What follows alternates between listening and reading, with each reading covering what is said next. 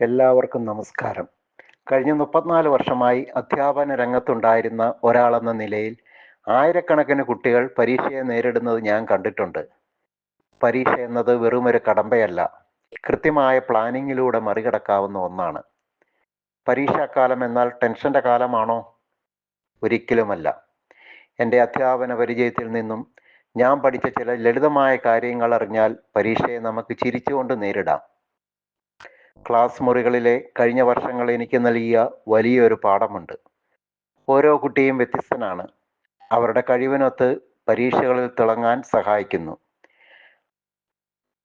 ചില എക്സാം ടിപ്സും പിന്നെ രക്ഷിതാക്കൾക്കും എൻ്റെ സഹപ്രവർത്തകരായ അധ്യാപകർക്കും ഒരുപോലെ പ്രയോജനപ്പെടുന്ന ഈ അറിവ് നൽകുന്ന കലയത്തിനാക്കുഴി കാഴ്ചകളിലേക്ക് സ്വാഗതം.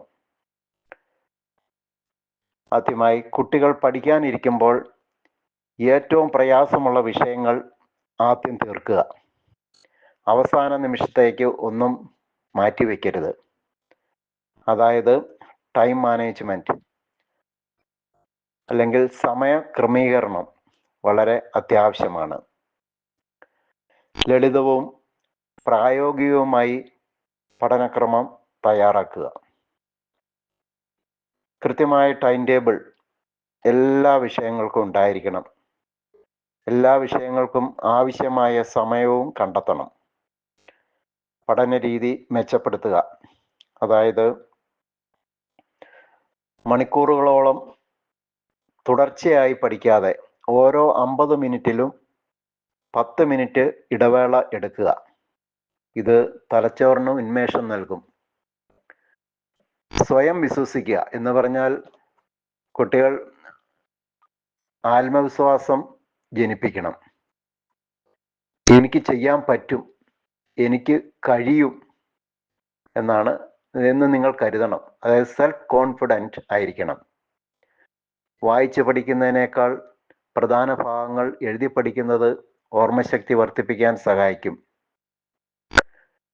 സ്ഥിരമായി കുറച്ച് സമയം പുനഃപരിശീലനം, അതായത് റിവിഷൻ നടത്തുന്നത് നല്ലതാണ്. അതോടൊപ്പം മോക്ക് ടെസ്റ്റും ചെയ്യുന്നത് ആത്മവിശ്വാസം വർദ്ധിപ്പിക്കും. ഷോർട്ട് നോട്ട്സ് ഉണ്ടാക്കുന്നത് വളരെ നല്ലതാണ്. അതായത് പ്രധാന പോയിന്റുകൾ നോട്ട് ചെയ്യുക. പഴയ ക്വസ്റ്റ്യൻ പേപ്പേഴ്സ് അഭ്യസിക്കുന്നത് നല്ലതാണ്.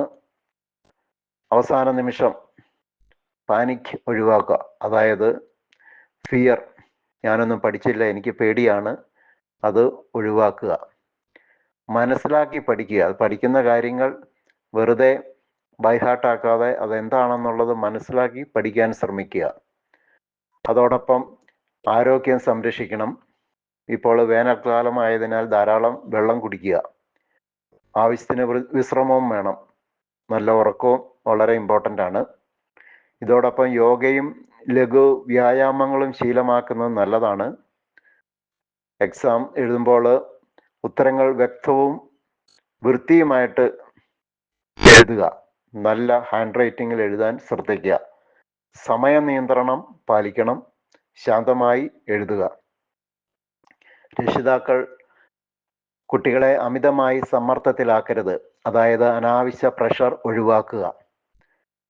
മാർക്കിനേക്കാൾ അല്ലെങ്കിൽ പരീക്ഷാ ഫലത്തേക്കാൾ അവരുടെ ശ്രമത്തെ പ്രശംസിക്കുക അല്ലെങ്കിൽ പ്രോത്സാഹിപ്പിക്കുക. മറ്റു കുട്ടികളുമായി താരതമ്യം ചെയ്യാതിരിക്കുക. ഞാൻ ആദ്യം പറഞ്ഞതുപോലെ ഓരോ കുട്ടിക്കും അവരുടേതായ കഴിവുകളും വേഗതയുമുണ്ട്. കുട്ടിക്ക് ആവശ്യത്തിന് ഉറക്കവും പോഷകാഹാരവും ലഭിക്കുന്നുണ്ടെന്ന് ഉറപ്പുവരുത്തുക. ഉറക്കമിളച്ചുള്ള പഠനം പലപ്പോഴും വിപരീത ഫലം ചെയ്യും. രക്ഷിതാക്കൾ കുട്ടിയോട് പറയുക, നീ ഏറ്റവും നല്ലത് ചെയ്യൂ, ഞങ്ങൾ നിന്നെ പിന്തുണയ്ക്കുന്നു. നിങ്ങളുടെ സപ്പോർട്ട്, പേരൻസിൻ്റെ പിന്തുണയാണ് പരീക്ഷാ ഭയം കുറയ്ക്കുന്നത്. അതുപോലെ വീട്ടിൽ പോസിറ്റീവ് അന്തരീക്ഷം സൃഷ്ടിക്കണം. കുട്ടിയുമായി ആശയവിനിമയം നടത്തണം. അതായത് കുട്ടികളുമായി തുറന്ന് സംസാരിക്കുക. അവരുടെ പ്രശ്നങ്ങൾ, പ്രോബ്ലംസ് ഒക്കെ കേട്ടിരിക്കാനുള്ള സമയം മാതാപിതാക്കൾ കണ്ടെത്തണം. അങ്ങനെ അവരുടെ ആശങ്കകൾ മനസ്സിലാക്കുക. രക്ഷിതാക്കൾ മാതൃകയാകുക എന്ന് വെച്ചാൽ സ്വന്തം കാര്യങ്ങളിൽ കൃത്യനിഷ്ഠത പാലിക്കുന്നത് അവർക്ക് മാതൃകയാകും. കുട്ടിയുടെ പഠനത്തെക്കുറിച്ച് പോസിറ്റീവായി സംസാരിക്കാനും അവരുടെ കഴിവുകളിൽ വിശ്വാസം അർപ്പിക്കാനും കഴിയണം. അധ്യാപകർ പരീക്ഷയ്ക്ക് വേണ്ടി മാത്രമല്ല, അറിവിനായി പഠിപ്പിക്കുകയും കൂടി വേണം. കുട്ടികൾക്ക് ആത്മവിശ്വാസം നൽകുക, അതായത് പാഠഭാഗങ്ങൾ പറഞ്ഞു തീർക്കുന്നതിലുപരി പരീക്ഷയെ പേടിയില്ലാതെ നേരിടാൻ കുട്ടികൾക്ക് മാനസികമായ കരുത്ത് നൽകണം. എല്ലാ കുട്ടികൾക്കും ഒരുപോലെ മനസ്സിലാകുന്ന രീതിയിൽ ലളിതമായ ഉദാഹരണങ്ങളിലൂടെ അടിസ്ഥാന കാര്യങ്ങൾ വീണ്ടും ഓർമ്മിപ്പിക്കുന്നത് വളരെ നല്ലതാണ്. പല ക്ലാസ്സുകളിലും പഠിക്കുവാൻ അതായത് പിന്നോക്കം നിൽക്കുന്ന കുട്ടികളുണ്ട്. ഈ കുട്ടികൾക്ക് നമ്മൾ അധ്യാപകർ പ്രത്യേക പരിഗണന നൽകാറുമുണ്ട്. അവർക്ക് ഇമ്പ്രൂവ്മെൻ്റ് ഉണ്ടാകുമ്പോൾ അവരുടെ ആ പുരോഗതിയെ നമ്മൾ അഭിനന്ദിക്കുകയും ചെയ്യുക. സംശയങ്ങൾ ചോദിക്കാൻ പ്രോത്സാഹിപ്പിക്കുക. പരീക്ഷയെക്കുറിച്ചുള്ള ഭയം കുറയ്ക്കുന്ന രീതിയിൽ ക്ലാസ്സുകൾ നയിക്കാനും ഓരോ കുട്ടിക്കും ആവശ്യമായ ശ്രദ്ധയും നൽകുക.